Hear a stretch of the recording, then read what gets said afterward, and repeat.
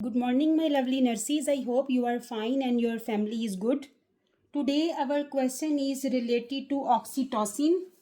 So, a nurse is preparing to administer oxytocin to induce labor in a client. The nurse recognized that the oxytocin infusion can lead to which of the following. So, the first of all, our question is related to oxytocin. So, first we will talk about what is oxytocin. Oxytocin actually is a drug, uterine stimulant, uterine stimulant. The oxytocin is a drug we are using in the labor patients to induce labor, to the pregnant patients to induce labor. What oxytocin is doing is increasing the contractions, so the delivery process will be easily. So oxytocin is a drug using for uterine stimulant is to use to induce the labor. Now the second option in this question, they ask, the nurse recognized that the oxytocin infusion can lead to mean we can say potential negative consequences. We can say potential negative consequences. In easy way we can say side effects. Side effects of the oxytocin. Actually the nurse should have to know what is the side effects of the oxytocin can lead to. So in this all four options we have to find the correct option that is the side effects of the oxytocin. Now we will talk about our option. So our first option is decrease postpartum hemorrhage, mean the bleeding is decreasing. So what is postpartum hemorrhage? After birth, the nurse should have to observe the bleeding, the postpartum hemorrhage, because patient has continued contraction during labor. So due to contraction, what is happening? The patient, the uterine muscles, they become fatigued. The uterine muscles, we can say uterine muscles fatigue. So the uterine muscles become fatigued and may not contract because it's due to too much contractions, and we are giving continuous oxytocin for the long period. So uterine muscles become fatigued, and due to uterine muscles fatigue, the contraction, the uterus not contracted effectively. And because when uterus will not contract effectively, what will happen, to compress the vessels to the placental side, then this more bleeding will happen when uterus will not contract properly effectively. And what will happen, the more postpartum hemorrhage will be there, most bleeding will be there. But they said decrease postpartum hemorrhage. Actually the oxytocin drug what is doing post, when we are giving to the patient, the oxytocin is helping to contract the uterus to decrease the bleeding. So oxytocin is helping here, is not the side effect. Decrease postpartum hemorrhage mean patient is in good condition and oxytocin is helping to contract the uterus. So this is not the side effect, this is not the potential negative consequences, this is not the potential problem, is a good option. So we will cross this one because this is not the right option there. Now our second option is delayed milk production. So what oxytocin is doing actually? Oxytocin actually is a hormone, who's releasing this hormone? Pituitary gland. When pituitary gland is releasing this hormone, what is happening? The milk ejection, trigger the milk ejection reflex, trigger the milk ejection. When milk ejection will, the reflex will trigger let down reflex is releasing. Actually oxytocin in simple words helping releasing the milk.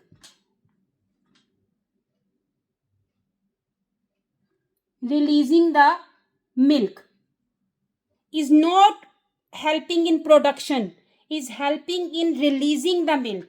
So when oxytocin is helping releasing the milk, is not helping in milk production. Which hormone is helping milk production is prolactin.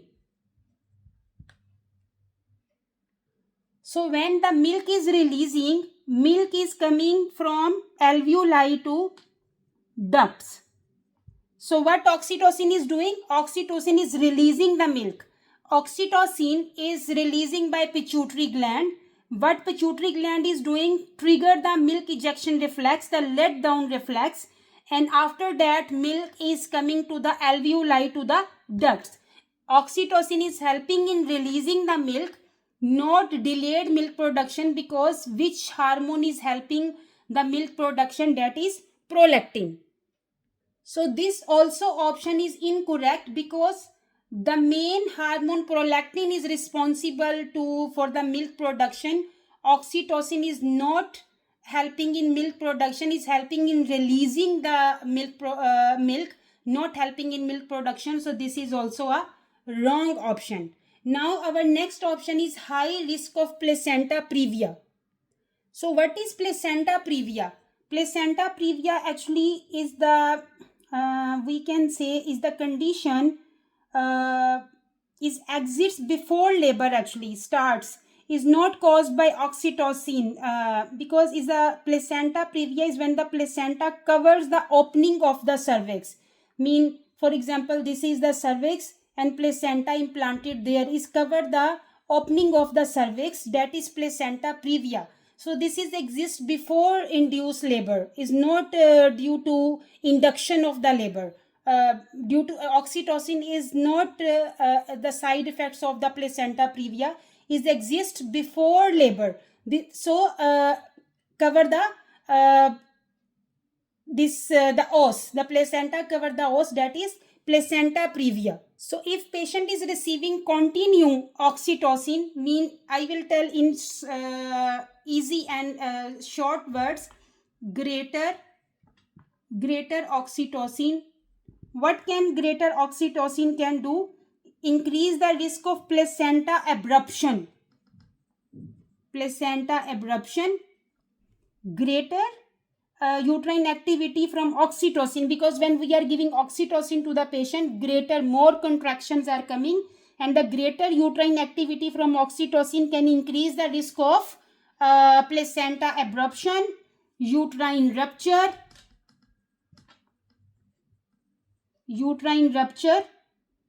These two problems can happen due to the oxytocin, because it increase the uterine contractions, and placenta abruption and uterine rupture can come.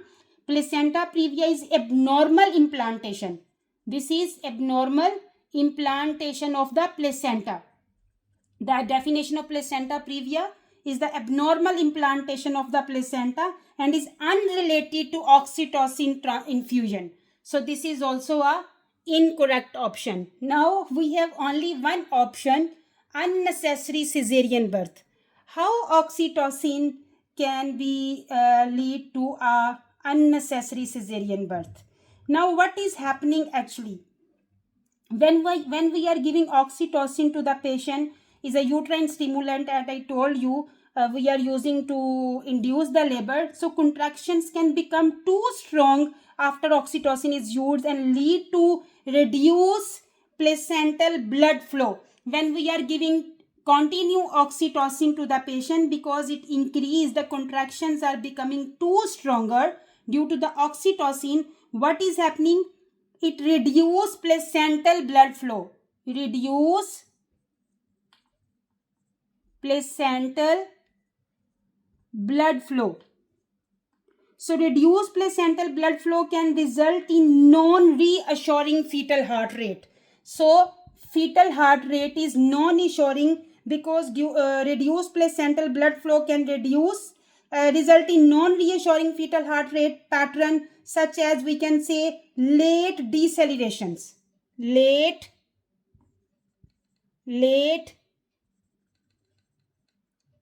decelerations. So late decelerations, fetal bradycardia, tachycardia, or minimal variability mean we can say CTG problems.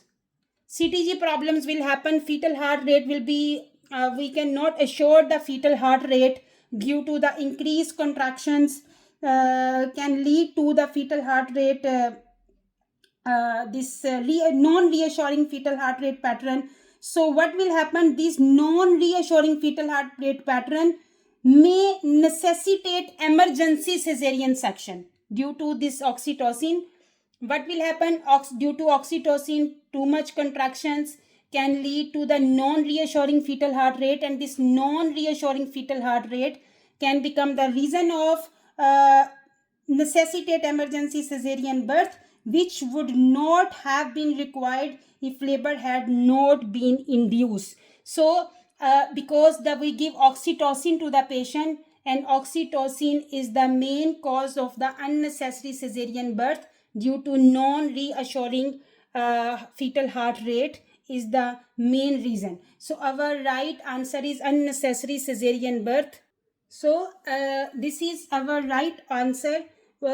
Because need for cesarean section if the baby is showing signs of distress that did not improve, so doctor will decide to do the cesarean section to deliver the baby quickly and safely.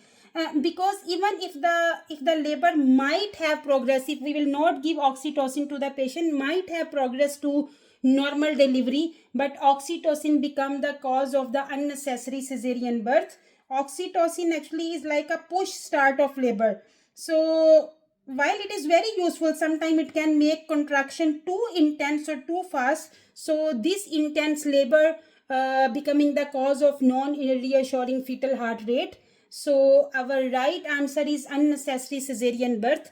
I hope you like the lecture and you understand the full topic. What is oxytocin? What is postpartum hemorrhage? I discuss about the milk production, because oxytocin is releasing milk, not produce the milk. Milk production is by prolactin hormone. We also discussed little about placenta previa, is the abnormal implantation of the placenta. We also discuss about the unnecessary cesarean birth. What is the cause of unnecessary cesarean birth is the oxytocin. We also discussed little about what due to oxytocin placental abruption can happen, uterine rupture can happen. So in one question we discuss many topics related to obstetric. So I hope you understand and you really enjoy this lecture. If you understand and you like my lecture method, please subscribe my YouTube channel. Give your precious likes and comments. It's really highly appreciated. Thank you very much. Take care of your family. Allah Hafiz.